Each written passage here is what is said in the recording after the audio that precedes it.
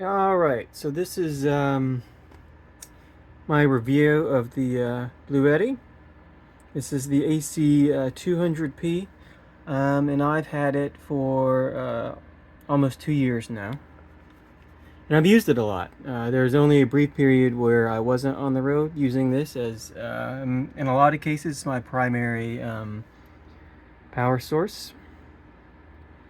And it's worked well. So I'll go over some things I like, some things I'm about. All the, or most of the tech specs you can find online. So I won't go into those too much. But first of all, what do you get? You get the unit, a nice little bag, and some cords for solar and plugging it up to the cigarette adapter. I used it in many different environments, in the desert, on the coast, lots of different temperatures. Never had an issue with it at all.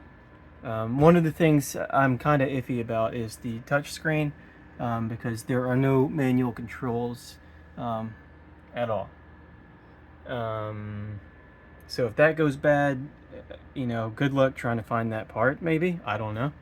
But I wish there was some type of backup that you could go back on, even if they were simple controls. Just like turn the AC on. Like that button. That would be great. But it doesn't. The build quality is great. Like I said, I've had it a lot of different places. You can tell by the different colored dust all around. It's worked great. I've used it as a backup power supply for when the power is iffy, meaning you can kind of see in my setup right now I have it between the two seats in the cab, and then I just have an extension cord run up to a main hub where I usually have everything plugged in, and I'll just plug in the BLUETTI power brick to the house connector, and then everything will run through this to the power supply. So that it will keep this topped off and everything powered, even if the power's flickering or whatnot. Capacity has been great. The charging times are spot on. All my appliances have worked great on it. Fridge, microwave, even this guy right here, which uses a ton. And that's one thing I really like about this. Right now you can see it's using almost 1500 watts. It doesn't struggle at all. I like that you can turn these off and on at will. I do have a couple things plugged up to the DC side, but they're not drawing enough power to register. 2 keeps flickering on and off right there, so it's using about 2 watts. It's nice that it comes with the wireless pads on top. I've never used them, so I paid for that feature and I'm not using it. The DC output, like I said, is nice to have, but I haven't used it. I guess it would be nice if you have some car tools like a tire inflator or something like that, and you didn't want to hook it up to your car battery. You could use these and that would be easy. And then also the DC side, like entirely, I just haven't used a whole lot. It's been mostly AC. If I'm going to turn the unit on, I'm going to use AC, and I'm going to go ahead and charge everything. Cameras, phones, dog accessories. I've even charged other power bricks off of this guy. The one thing that I don't like about it, which I think they fixed in the newer model, is the solar requirements. So I originally got this, I bought, I think, 300 watts of solar, but it didn't have the open circuit voltage requirement that this unit, this exact model number, required. And I think it required Let me see if I have it in my notes here. It required 35 volts. I think the newer model, and again, this is the AC200P. I got it over 2 years ago, so some things have changed on their current model. I think it's like 10 volts requirement, so you could use a lot of different people's solar.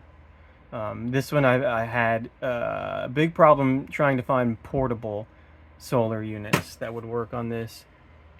BLUETTI's own solution at the time would have been $700-800. I think it's even more expensive now, and that's buying several of their 200 watt units. The weight, I haven't moved it around a lot. There were some situations where I wanted to move it, and I did, but it does weigh 60 pounds. So, you know, taking it out every day and setting it up on your porch area will be a chore. Like I said, I kind of had the perfect place. I don't really move from the cab back into the house at all this direction, so this worked great. It also works great because I can just put down my curtain and all you see are the cords, and I usually hide that cord better. So charging it, I've mostly charged it off of the standard outlet. These guys, 120 house plugins. And it works great. I even have an inverter down here. And when I'm driving, sometimes I'll turn on the inverter and charge this guy that way while I'm driving. Tried the charger for the cigarette adapter in the cab, and it worked, but eventually a fuse blew in not one of the cigarette adapter sockets, but two. And I've got a third one, and you know, I don't know what's going on. If it's my outlets in the vehicle, or if it's the BLUETTI itself. It's kind of hard for me to tell, and I haven't figured out how to get the sockets working again. I've checked the fuses; they seem great. So there might be like a weird inline fuse that I have that I'm not aware of, or you know, it could be something defective with the unit. But at this point, it's been over 2 years, so you know, warranty and all, and support and all that. I wouldn't expect them to help me out with that at this point. I would love to try the newer model. It's a little bit bigger capacity. Like I said, the solar input requirements are lower. Other than that, they seem to be similar. It looks a little bit different. The controls are a little bit different.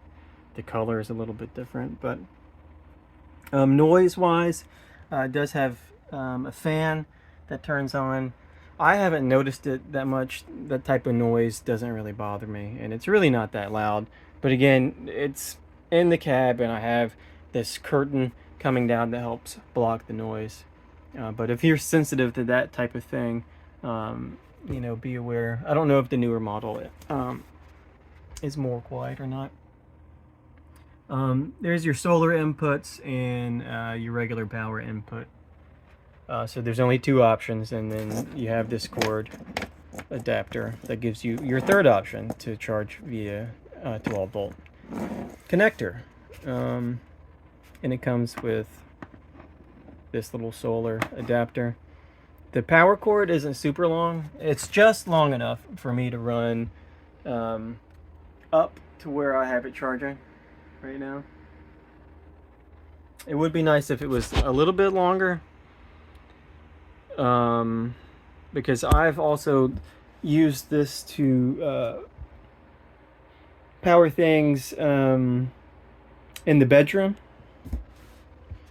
and I had to run, you know, a couple extension cords, or actually just one, but I had to, you know, run it all the way through. It would have been nice if I could just move the unit to a corner or in the shower area or bathroom. But that's really not that big of a deal, because I didn't do it that often. I have tried plugging this up to the main shore power plug of the RV, and it worked. I tried turning the AC on once just to see what would happen, and I did get an error on this. So I cleared the error, and that was that. And you know, I've complained about the touchscreen because if it goes, what can you do with this guy? I guess you could take the batteries out and do something with them. But the interface itself is cool. Like I said, the knowing how much it's charging. Right now we're getting 360 watts an hour. And then how much we're using, which right now we're not using any DC load and all that. There's not much in settings at all. Got a big click. It does take a second to turn off, and then it takes a second to turn on. But again, I use this button, and then once it turns on, the AC button. Primarily, like 95% of the time, maybe even higher. That's all I'm using. So it would have been nice to have like another just quick AC button. Would love to try out the new model if I can get my hands on it. I'm not opposed to having 2 of these units. I could boondock a lot longer. And I would feel more comfortable with 2 units, obviously, because it wouldn't run out of power. It probably would align with my power usage and water usage. With 2, those 2 would line up, meaning I would run out of water and power at the same time, most likely, with no solar or bad solar. I've had this for 2 years. I've used it a lot in 2 years. I've run it down to 0 a ton of times. I don't know how many. I wish it would be cool if it did have stats like that built into the interface, but it does not. Battery health menu item would be cool too, or just like raw input output data, kind of like they have, you know, this simplified stuff, just watts coming in and out. And I know the controller is probably more capable of and has more sensors that has more data. I just wish that they would show it. So overall, I paid like $1,900. I paid $1,900 for this over 2 years ago. I think you can get this model a little cheaper now, like $1,700 or something. And the new model is, I think, a little bit over what I paid for this one. I think it's like $2,200. I like it. It's done its purpose. It's done it well, and it's continuing to do its purpose well.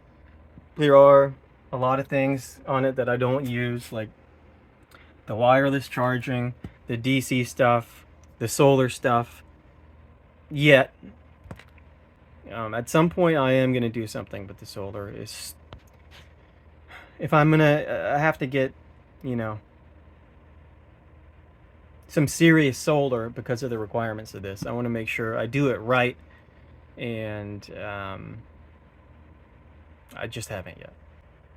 So yeah, there you go. A+, not A++, but A+. If you could fork over the high price on these units, I would do it.